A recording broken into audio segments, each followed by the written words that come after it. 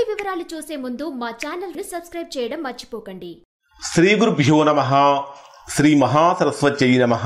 ఓం నమః శివాయ. Narayana Sastry astrology channel వీక్షిస్తున్నటువంటి ప్రేక్షక మహాశైలకు స్వాగతం, సుస్వాగతం. ఈరోజు మనము 2025 సంవత్సరం జూలై నెల 13వ తేదీ నుంచి నవంబర్ 28వ తేదీ వరకు 139 రోజుల పాటు మీనరాశిలో శని వక్రంలో సంచరిస్తుంటాడు. ఈ వక్రంలో సంచరించేటటువంటి 139 రోజులు వృశ్చిక రాశి వారిపై ఎటువంటి ప్రభావం ఉంటుంది, ఎటువంటి ఫలితాలు కలుగుతాయి, ఇటువంటి పరిహారాలు చేసుకుంటే వృశ్చిక రాశి వారు చక్కగా సంపూర్ణమైన శుభ ఫలితాలు పొందుతారు అనే విషయం మనం తెలుసుకుందాం. ఇక్కడ వృశ్చిక రాశి వారికి ఎక్కడ జరుగుతున్నది అంటే పంచమ స్థానంలో జరుగుతున్నది. పంచమ స్థానం అనేటటువంటిది దేనికి సంబంధించినటువంటిది అంటే సంతానానికి, చదువుకి, క్రీడలకి, ప్రేమ సంబంధాలకు, కొన్ని రకాలైనటువంటి మానసికమైన ఆలోచనలకు, ఇంకా పూర్వజన్మ కర్మ ఫలితాలకు, క్రియేటివిటీకి, వీటన్నిటినీ కూడా మనకు 5వ స్థానం తెలియజేస్తుంది.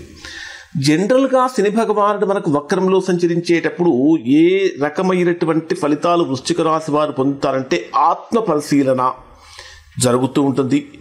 కొన్ని బాధ్యతలు అంటే పరిణతితో కూడినటువంటి బాధ్యతలు, అంటే చాలా పరిణతితో కూడినటువంటి వ్యూహాత్మకంగా, అనుభవపూర్వకంగా వీరికి. అలానే క్రియేటివిటీ కూడా డెవలప్ అవుతుంది. ఇక్కడ పంచమ స్థానం అనేటప్పుడు మనకి సంతానానికి, చదువుకి, భావోద్వేగాలకి, ప్రేమకు, క్రీడలకి, క్రియేటివిటీకి అని చెప్పుకున్నాం కదా.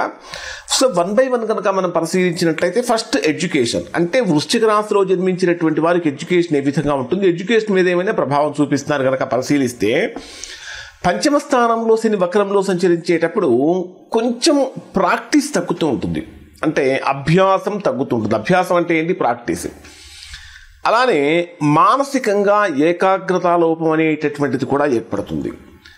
ఇక్కడ వీళ్ళు వృశ్చిక రాశిలో జన్మించినటువంటి వారు ఎవరైతే ఉన్నత విద్య కోసం ప్రయత్నిస్తూ ఉన్నారో అటువంటి వారు ఖచ్చితంగా సెల్ఫ్ అనలైజేషన్, ఆత్మ పరిశీలన చేసుకుంటూ ఉండాలి. నేను ఎన్ని గంటలు చదువుతున్నాను, ఎంతవరకు చేస్తున్నాను, నేను చేస్తున్న వర్క్ సరైనదేనా, ఇంకా చేయాలా, ఈ విధమైనటువంటి సెల్ఫ్ అనలైజేషన్ అనేటటువంటిది వృశ్చిక రాశి వారు ఖచ్చితంగా చేసుకోవాలి.